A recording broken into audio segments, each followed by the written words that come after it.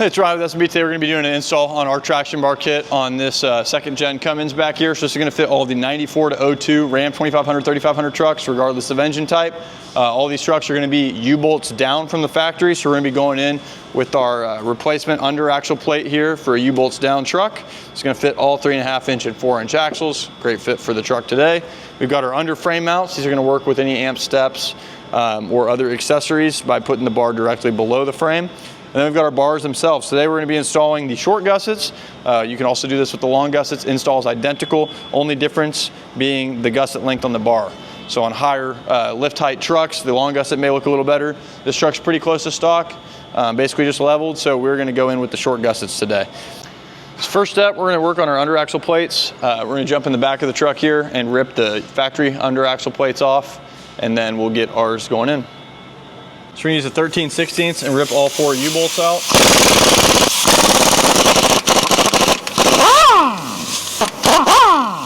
And then we can remove the factory bottom plate. So this axle tube's 3.5. I got it cleaned up a little bit. And then we can slide our under axle plate up in here,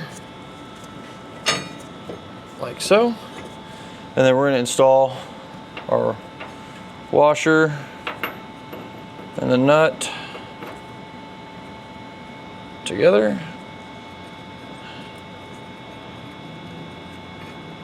You don't have to use these washers if you have 3/4 inch U-bolts, but if you have 5/8 or anything smaller like these are, you're gonna want the washers in there. Help reinforce the wall and keep it from crushing. Got it. So go ahead and torque these to your factory spec in a star pattern. You're going to want to retorque all your U-bolts after 500 miles, or if you ever hear any clunking. Make sure I got clearance around the brake line here, and this will be ready for the next step when we move up to the front. I'm going to go ahead and repeat this exact same process on the passenger side. Same thing, even the brake line's the same.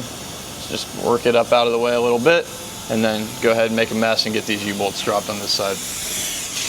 We got the rear axle mounts installed, so now we're going to pick a section of frame. So our bars are going to fit anywhere between 50 and 84 inches long. So I'm going to measure from the center of that rear axle mount. Now, you know, there is a flat section here on this is an extended cab short bed truck. There is a flat section here, which would be great, but I don't think we're going to be, I think it might be too short. Yeah, so that's going to be like 45 inches. So then the next flat section lands us right here at about 66 inches, which is in between that 50 and 84. So we're going to land it right in front of this cross member, and I've just got the frame side bracket clamped up there. So once you've got it clamped up, I'm going to take a transfer punch, but if you don't have this, you can just use a Sharpie or something. And I'm going to go ahead and start transfer punching all my holes so I can start drilling these out. And this is the box section of frame right here, so we'll be using our pull-through bolt kit and our tab bolts. And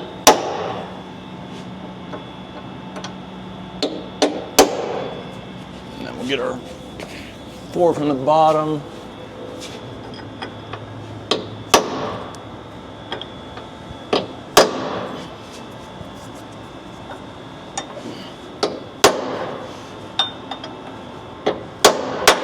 So we're gonna start drilling our holes now. We're gonna finish at a 7/16 hole size. I'm going to start with some smaller pilot holes. I like these Astro TS29. These are hybrid step and real drill bits. They do a really good job with these hardened frame rails. So I'll still start pretty small and work our way up in size.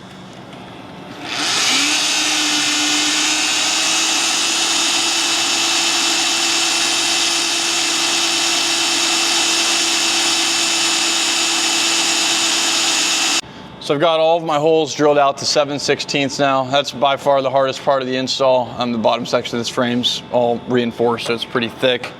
But those drill bits made pretty quick work of it. So we're in a boxed frame, so we're gonna be having to pull our tab bolts into place here.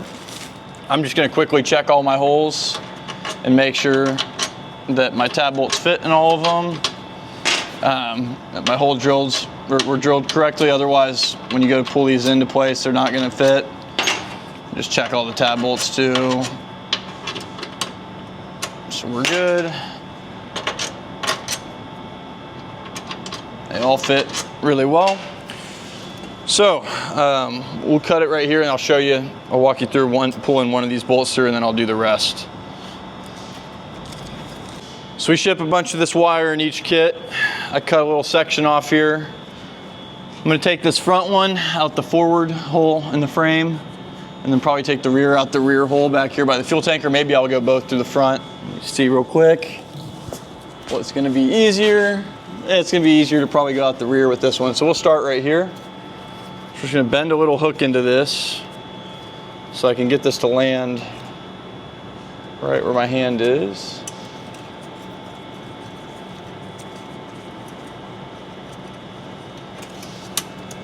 Put too much of a hook in it.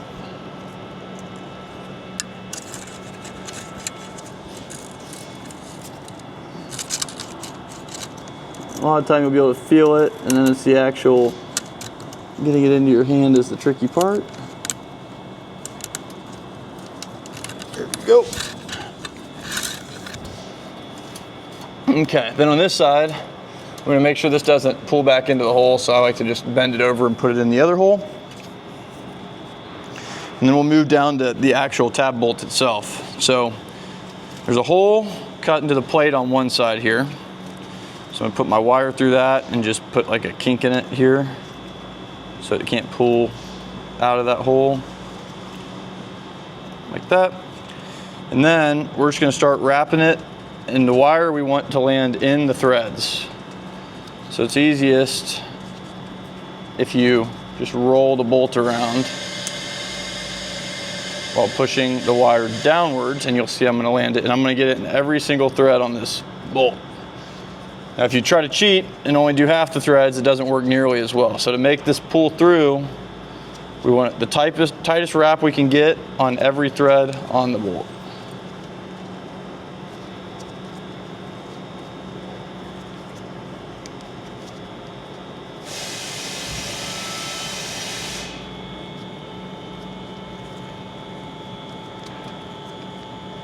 Now we're fully wrapped up the bolt. So I'm gonna feed the bolt into the frame, make sure it makes it in there. And then there's some nuts right here for these cross members that we're gonna have to kind of just wiggle it. Try pushing, there it goes. So now we can see our bolt, and we're gonna spin this thing like so, until we see the other side. And then I'm gonna leave this here with the wire hanging off of it until we go in with our bracket. So now we're doing the front one, repeating the exact same process. So I'm gonna put a little hook in this, start sending this thing forward, like so. Be on the lookout up front here. I see it. And we're home free. Same thing, I'm just gonna put it through another hole in the frame.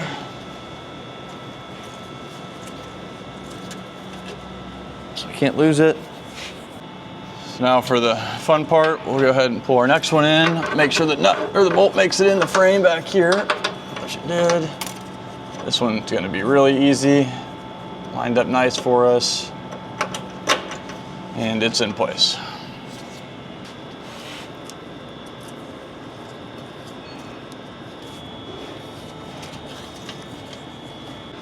Feeding the bolt up into the frame again. And then this one's the one with the nuts right here, so we'll try to help it over that.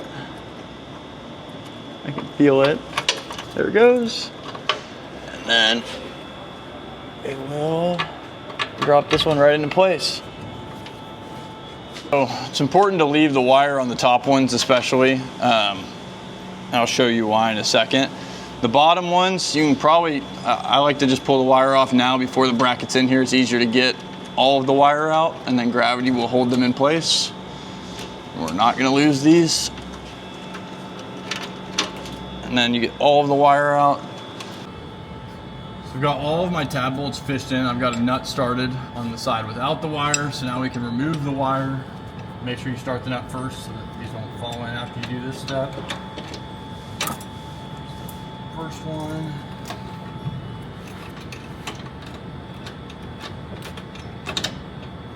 Work this around the threads. So we got the frame mount all bolted in, all of them torqued to 33 foot-pounds on the 3/8 hardware here. If you lose any of them during it, you'll have to pull them back through. It helps to have a magnet to fish them out of the frame. But if you leave the wire on all of them, it makes it really hard to lose them.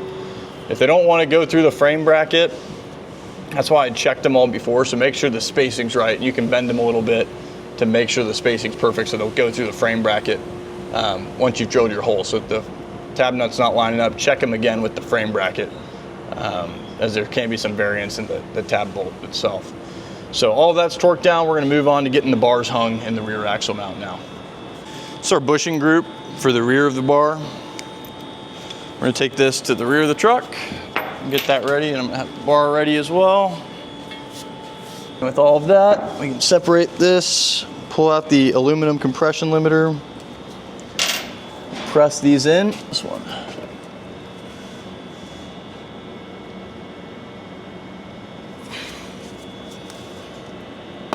There it goes.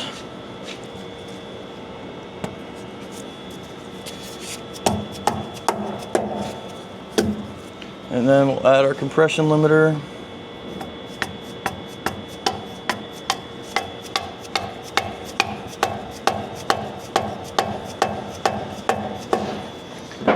And then we'll take our rear bar section and run the bolt from the outside of it.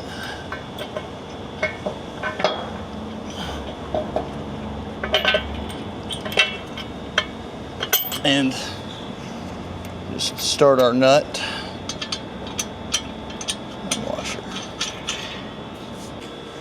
Next, we're going to prepare our coupler. So we're going to take the two smaller O-rings. These are just going to keep water from getting in between the two sections of bar. And work this all the way around into the groove. And then same thing. Flip it around, larger O-ring. And then we slide this over the front tube. Now it's important, we don't want to slide this significantly farther than where we think it's going to land in the truck, as we don't want to damage any of the powder coat. While I'm here, I'm also going to grab my front bushing section.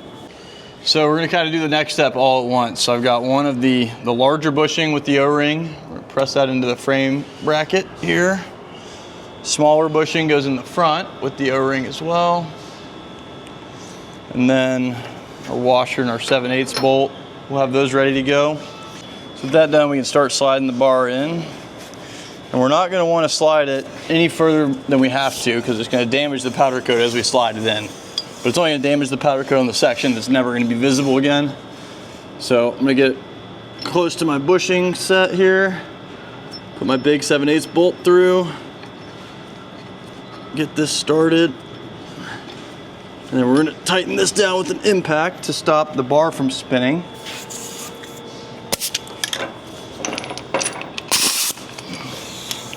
With a 1 5/16 socket here.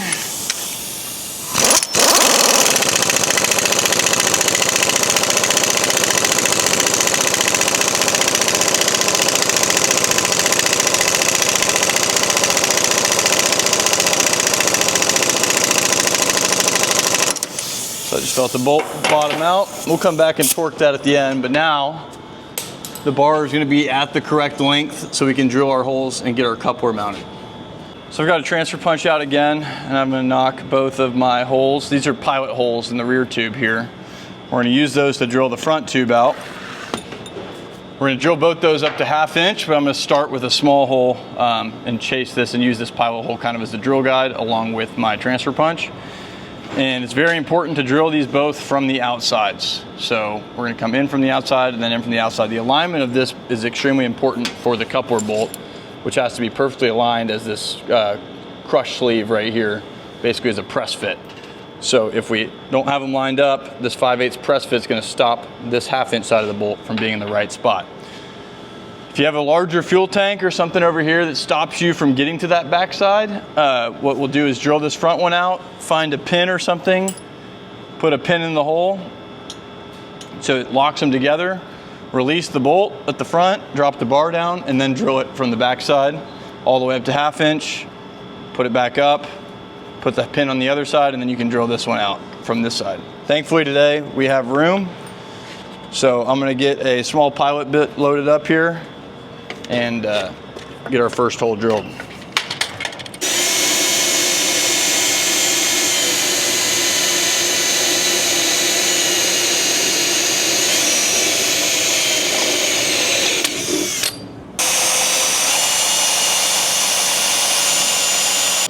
Now I'm stepping up to a 1/2 inch bit. We're gonna drill it from both sides again. So our 1/2 inch bolt now fits all the way across, but we need to get our 5/8 inch bolt, or the 5/8 crush sleeve in. So what we're gonna do is drill just the outside hole to 5/8. So the inside's we're not gonna go anywhere past 1/2. We've got a 5/8 bit lined up right here.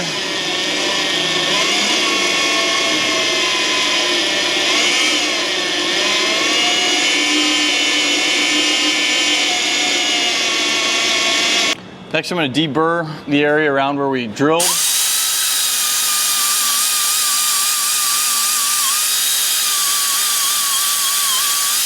Just to make sure our O-rings don't get cut.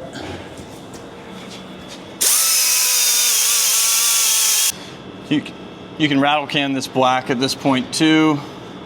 I'll go ahead and hit that little section before I slide this backward. And do the same on the back side.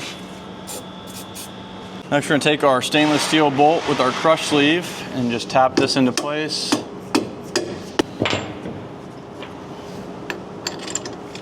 So now we're gonna torque our coupler bolt down to 100 foot-pounds. We're gonna go ahead and get our logo plates installed.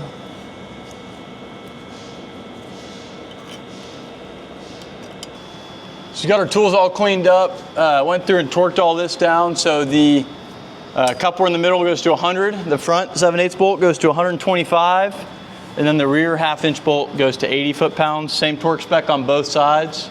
So you can see everything installed here. I'll get out of the way. We're gonna start getting our tools put away and then drop this truck back on the ground. Thanks for watching along. Let us know if you have any questions specific to your truck on the install or any other questions related to our traction bars in general. Happy to help you out anytime, 909-675-1313.